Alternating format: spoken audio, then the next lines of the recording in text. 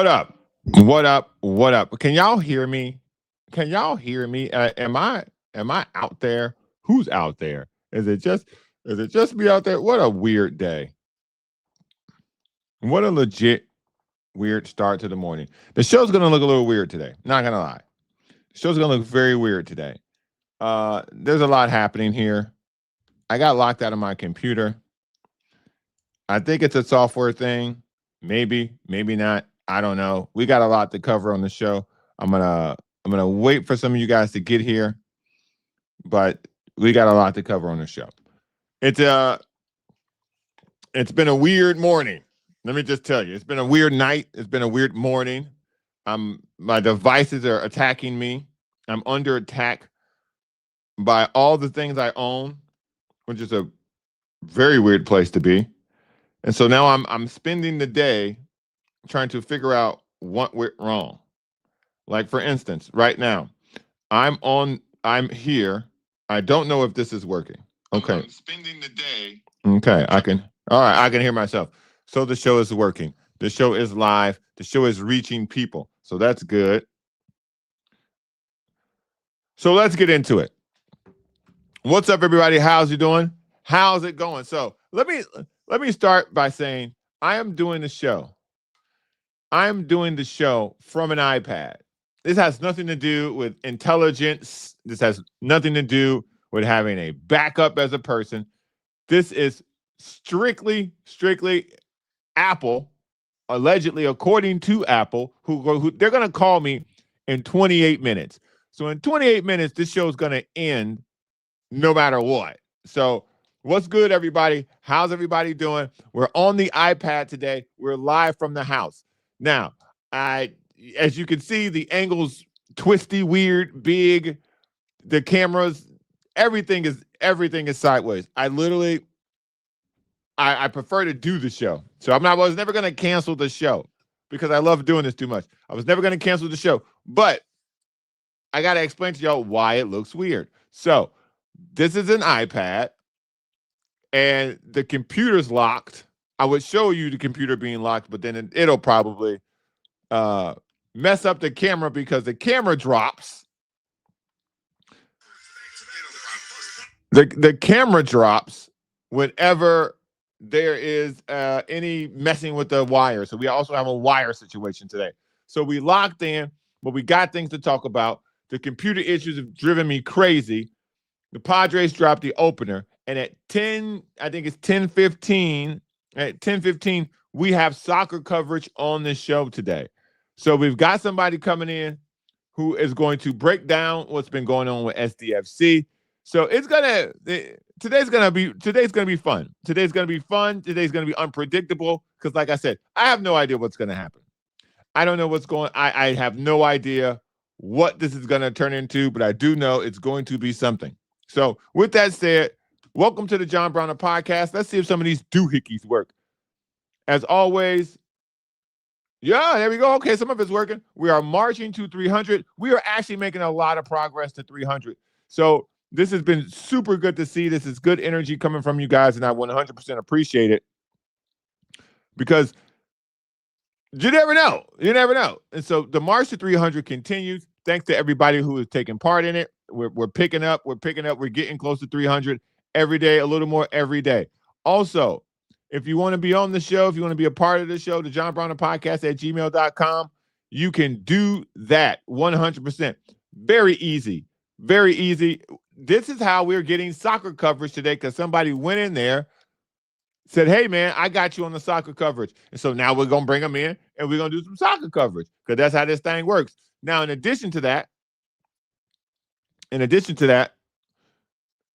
we're also going to have another guest that comes by later today as well. So there's a lot. We got a lot of moving parts. We got a lot of moving parts today. But if you're just tuning in, shout out to Tito. Shout out to Dre coming in, road to 300. Shout out, brother. Let me see. Show it. Boom. Yeah. So, okay. So this pretty much works. It's working. All the things are working. It's just a matter of you're gonna watch me touch a bunch of stuff. So don't be weirded out by my fingers looking all alien-y as they keep going to the screen to touch things. If you're just tuning in, Today has been hella wacky. The morning has been hella wild, but we are here and we pushing forward. Now, before we get to our soccer coverage, I see Coach Alex checking in the waiting room. Before we get to the soccer coverage, let's talk about what happened last night in the baseball game. Another spot start, another Matt Waldron situation. These Matt Waldron games are going to be what they're going to be. Shout out to David P. Road to 300, baby. Salute. What up, chat? I don't think that the Matt Waldron thing is a surprise. Either the knuckleball works or it doesn't. This isn't really that long of a conversation. Two good teams played. One team smashed the other team because we don't have any pitchers. I mean, correction. We have the best closer in the game. We have a really good bullpen. We don't have good starting pitching. We are short starting pitching. And so when you run something like this out there, there's a chance that Matt Waldron need to look like what he looked like his prior outing, or he'll look like what he looked like yesterday. And yesterday is going to happen. The knuckleball doesn't always knuckle. And when the knuckleball don't knuckle, it goes into the stands. It goes into a lot of green grass and open spaces. And so the Padres took it on the chin last night. Or during the day, sorry. The Padres took it on the chin during the day. And they'll come back today. Let me see who's pitching today. Let me see what we got here. So yeah, it's last night was a rough watch. It was, let me see, schedule. Let's go to schedule. See what time we starting today.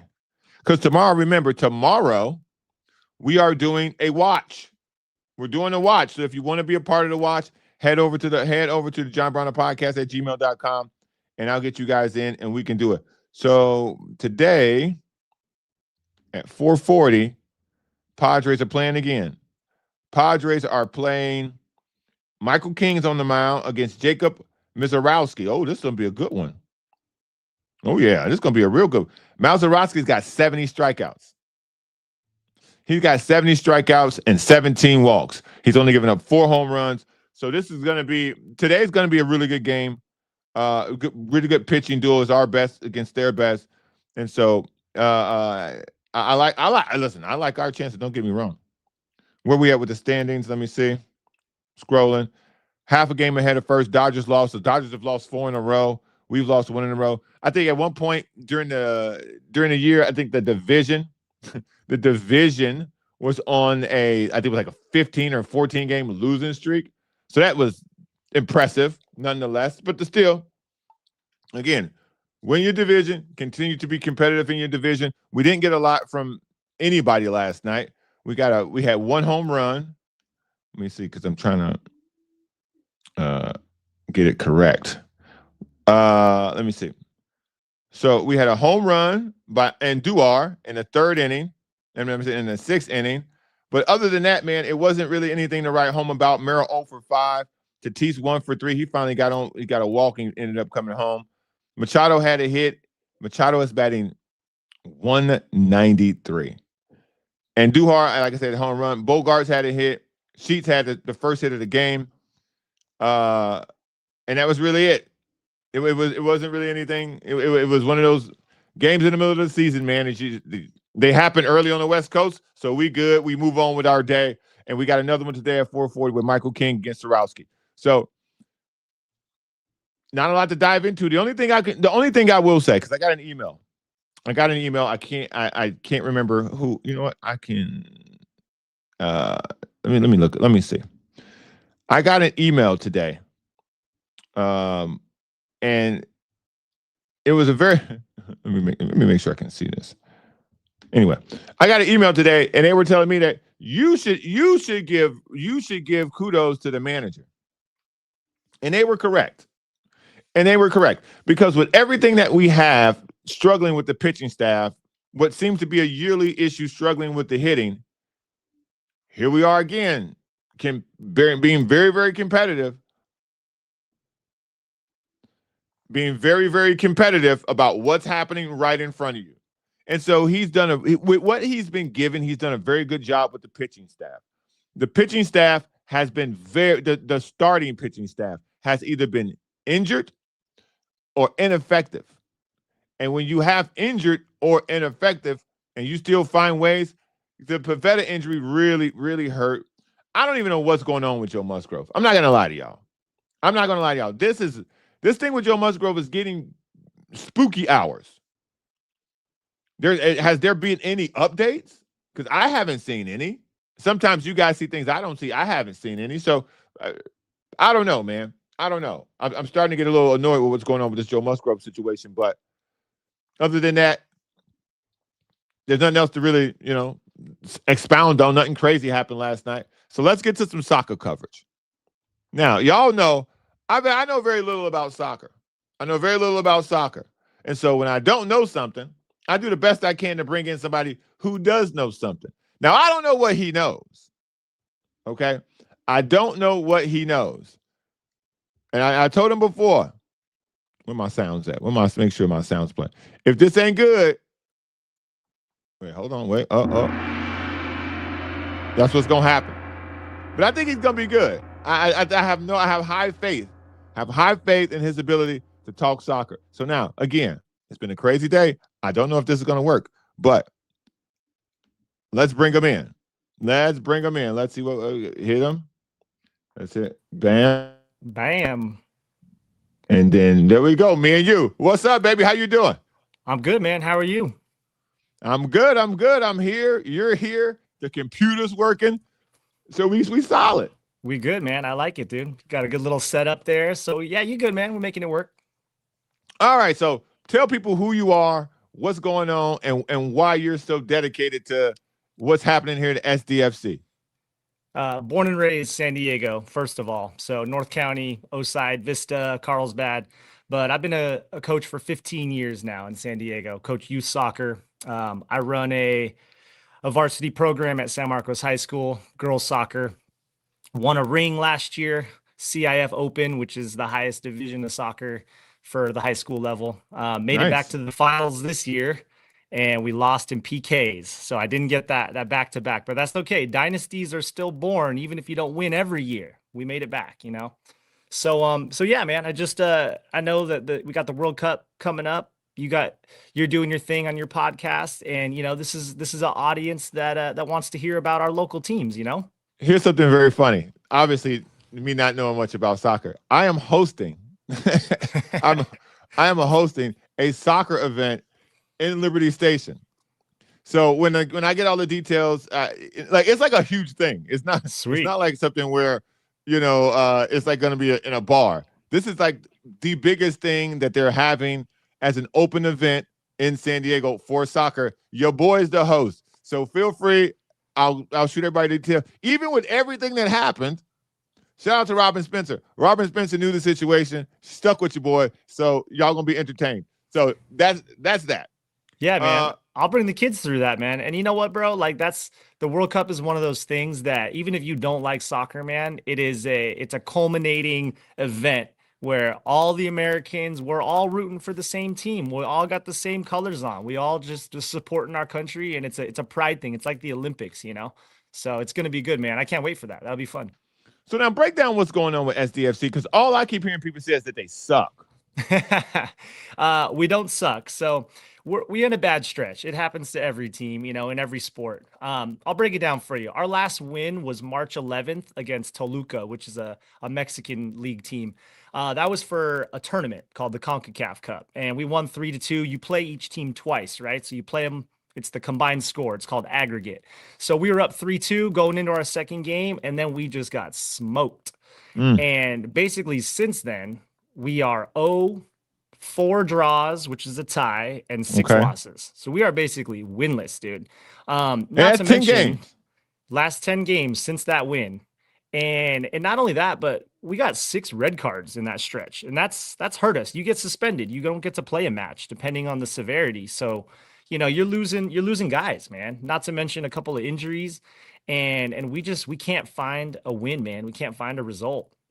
So what happened between last year and this year? Because I know last year they had Dreyer, if I'm pronouncing that correctly, and this guy was damn near the MVP. Nobody can get the MVP because what the monopoly they have going on in Miami, where this guy makes part of the actual contract of the league, the television rights, and also he gets to be MVP. I don't know how the hell that works, but when you got the power, swing the hammer. But we went from having a really, really, really good team, competing in an inaugural season for the championship with the MVP on it.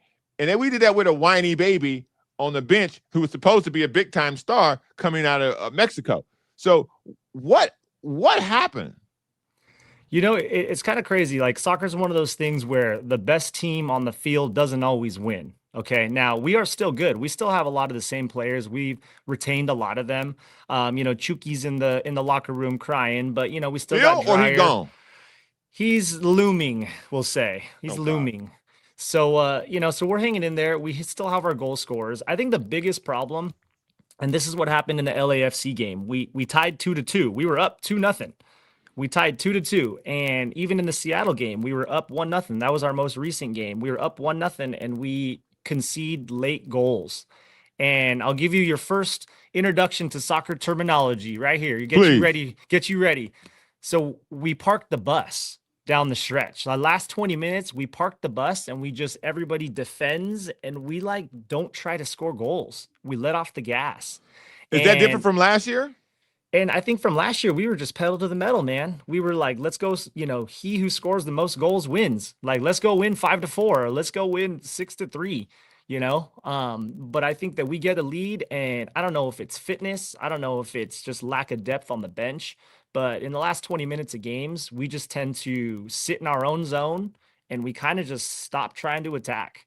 So that's kind of, I see as our biggest issue right now is, goal scoring and the lack of ability to score in those big moments. We've had opportunities. We just don't put them away. So this is a coaching situation?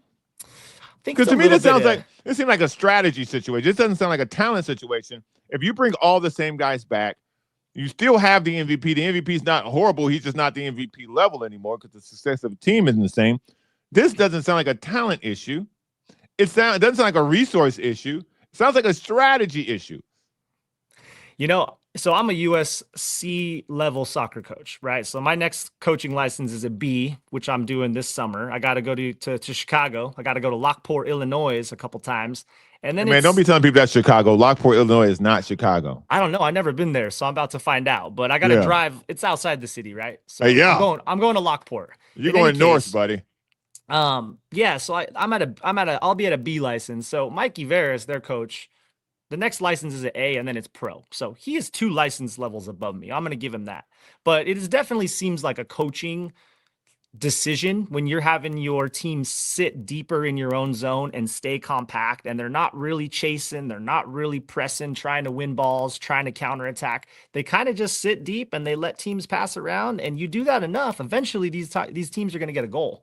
So when you get this type of situation where you had so much success last year running with a particular formula, you don't change coaches because they didn't change coach. I'm not mistaken, right? You don't have this overwhelming amount of roster upheaval, which didn't happen if I'm not mistaken. But you change strategy. So, and this is where some of the things where, as a basketball watcher, as a football watcher, as a baseball watcher, but let's say specifically football. If we're a passing offense, we went to the Super Bowl as a passing offense. Our best player, let's call it a running back, we ran the offense through him. Now, all of a sudden, we come into a new year, we change our strategy. Now we're a passing team, but our quarterback ain't that good. We're not using all our tools in the best way that we possibly can. This, again, because I don't know anything, normally I would be losing it on a team of this nature if the fire was there for me, if I had to continue on the way I was going. But because I'm so unplugged to it, hearing this makes it sound like you're having a coaching issue. And I understand that you're respect for the level of, because you are in the sport, you're coaching in the sport, and you don't want to be disrespectful to someone who's doing the same thing that you're doing, but at a higher level. But that's what we do here. Dude, I'll tell you this straight up. You are exactly right, man. And here's the thing. I do think these are coaching decisions. They call the shots. These are professionals. You do what I tell you to do, right? That's what I pay you to do. And I feel like this is being coached. This is a tactical thing. Hey, we got the lead. Let's just sit. Let's defend. Let's get our 3 points. I went through that from the year that I won the CIF Open Division Championships. We had a formula that year, and it worked. And we came back this last year, and the formula worked to an extent until it didn't. And myself and my coaches, we sat back and we said, hey, we need to change formations. We have a little bit different style of play this year. We have to adjust because all the teams that we played last year, they knew how to play us. They knew my formation. They knew exactly what we were going to do, and they adjusted to that.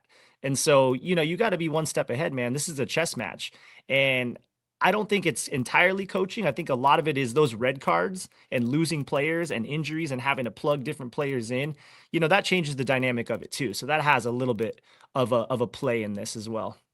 All right, so Graham says Chucky Lozano just chilling, getting paid $6 million. Talk about because he doesn't get along with the coach. What is that?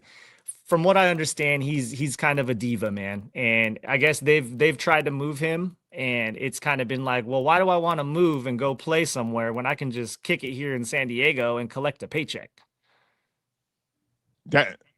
Okay. So all right. Again. Yeah. I would do the same thing. Right. Well, that now we're talking about human nature versus sport. The reality of the sport. The reality of the sport, when you know your trajectory, you're not giving up $6 million if $8 million ain't, or 6.5 ain't somewhere else. Yeah. So as a man, who lost some income, I can tell you, you go where the money's at. And if the money's where I'm at, I ain't going no goddamn where. Yeah. So I feel you. That's an interesting space to be if you're him. But if you're the organization, is this something where you could just give him the $6 million and tell him to, all right, have a good day? I mean, they're contractually obligated to give him his $6 million, right? Soccer's a little bit tricky though. Like you got to find basically a buyer. You can't just like trade him, be like, hey, we're trading you. Like someone's actually going to want to actually pay for him. Now we could just say, all right, that's all good, but you're giving away an asset. If we're like, hey, we just want to get rid of him for free, you can have him. But why would you give away your, $6 million player when you can get some money for him, right? So soccer's tricky in that sense. So is he playing? He is not playing. So you're getting what from him? Zero. So again, right? I don't understand soccer culture. I don't understand soccer culture. From what happened, what I see happen in basketball, what I see happen in baseball, they just say, hey man, Chris Paul, great example this year. Yeah. Chris Paul had a disagreement with Tyronn Lue about strategy, ironically enough. And the Clippers told him, hey man, we can trade you or we can cut you. What you want to do? And I still want to play. Okay, cool. Have fun in Toronto. Yeah. So is that not how this business operates? It is. I just think this dude doesn't want to play. I think it's a little bit of a spite thing. Like, hey, F you. I don't like you, coach. I'm not going to play. I'm going to collect my check. I'm going to make this hard on you. That's what it seems like to me from the outside looking in. That's wild, man. That's what I mean. Again, it's professional athletes. It's egos. It's high stakes situations, and I totally get that. But this happens. This happens in every sport. You get a disgruntled player who could be helpful, but probably not happy with his role. Because I know last year when I was locked into the team, quote unquote, I saw him get out there and just not do anything. And then they only started putting him in the second half, and people then started looking for him like, here, where is he at? And then he was gone, but they were so successful while he was gone. It really wasn't a story last year. It was a story, but it wasn't a headline story to get in the way of the winning. Now you find yourself in a situation where you've had negative or neutral decisions in 10 straight games. You got to start asking the question. You might as well just put him out there.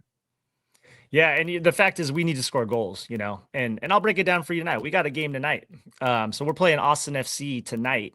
And we are basically 3 spots behind them in the standing. So this is a big game. Only 1 point separates us right now. So we got Austin FC tonight, and we got to score goals. That's the fact of the matter. The problem is that what worries me is Austin FC's got a really strong front three. Like their 3 forwards are legit. Like they will score goals. And our kind of biggest Achilles heel right now has been our back line, kind of interchanging players and conceding and the goalie situation's been a little bit of a thing. We got a young kid from San Diego Loyal that played there with them, and he's dope, but kind of fell off a little bit. We put the other guy in, and the guy just got his face destroyed by a tackle. He already wore a mask, and then he just got freaking clobbered. So now the young kid's back in. So anyways, so tonight it's going to be a big one. They're sitting in 10th. We're sitting in 13th. A point separates us. Top 8 goes to playoffs. But yeah, it should be a good game. There is a kid on Austin FC who's a San Diego native, so kind of cool little connection there. So this is because again, I got Apple Care calling me in 5 minutes. So the show's going to be short today because I told y'all I'm on an iPad today. I'm performing miracles because I love this. I love this show. And I want this to be a thing where we all can come and talk about sports. That's why we got Coach on. But Avi brings up a very interesting point. This brings in Mikey Veras' ability to deal with big egos. Is that something that we're having a problem with too? Yeah, one of my biggest jobs, even at the high school level, is dealing with different personalities, man, and egos, and that's the hardest part as a coach at the highest levels, right? I coach at the highest level of high school soccer. Like, it is dealing with personalities and relationships. That is the hardest part. You got to be a leader of people, of humans. And so, yeah, this could be a little bit of that. I think maybe Mikey's a little bit of a tough guy and doesn't really want to give in and extend the hand, but we'll see. See, I think, and we'll finish up with this. I think one of the funnier things that people don't understand about professional sports is everybody's great when you're winning. Everybody's great when you're winning. What is your ability to be flexible with the players that you have, whether it be red cards, whether it be injuries, whether it just be bad luck? What is your ability as a coach or as a manager, as a front office, as an organization to balance that out and turn the ship around? To me, that's the mark of a good head coach or manager, organization, or front office, when you can have a stretch like they've had with still enough time in the season to turn it around and be successful, but you can't. If your ego, if your personality doesn't allow you to do that, then you're in the wrong business, man. And you're going to get cut more than you're going to get hired around, specifically when you can't not function when you have a player like this in your locker room who you won't play or he doesn't want to play. You went from winning last year with a particular style, and that style, according to your observation and you're educating me, seems to have vanished. So this seems like they've got a lot of problems, and they've got some questions that they need answered. And it seems to be starting with the manager or the coach. What do we call it? What do we call the coach here? Coach, manager, yeah, either or. Okay, let's call him the manager. The problems apparently start with the manager because it sounds like there's a strategy issue on the team. And there's a personality issue on the team. And by the way, the coach doesn't play. So the only two things he can control is the strategy the team plays as and the personality that he has to manage on his bench and in his locker room. So, 100%, man. You are entirely right. And I'll leave you with this, man. A win tonight will probably help a lot in the locker room. A win helps in every locker room. All right, Coach, we're going to have you back on. That was good. Let me get – hold on. I told you I would either gong you or give you some applause. So you were fantastic. You were fantastic. I feel very educated. Thanks, brother. Yeah, man. All right. Hey, vocab word of the day was park the bus. That means you're sitting too deep in your zone, all right? You can drop that one at your ceremony, all right? Will do. Will do, man. Shout out. Appreciate you for coming through. Yeah, man. See ya. Hold on now. There we go. All right. Now, as always, I tell y'all, we're at the end of the show. You can email at the John Browner Podcast at gmail.com. Thanks again for Coach for coming on and having a good time with us. You can email us here at the John Browner Podcast at gmail.com, or you can subscribe. Make sure you guys like the show today. Make sure you guys hit that like button, share the word about the show, share, subscribe. And when we're live, if you guys can do me a favor and retweet it on X, that would do the show a really big favor. All right, y'all, I'm out of time today. I will be back tomorrow with an explanation and hopefully a better camera angle. And the show will be back on the track, and we'll be running this thing again. I didn't even reset the goal. I didn't even reset the days being canceled. I'll see y'all tomorrow, man. Peace out.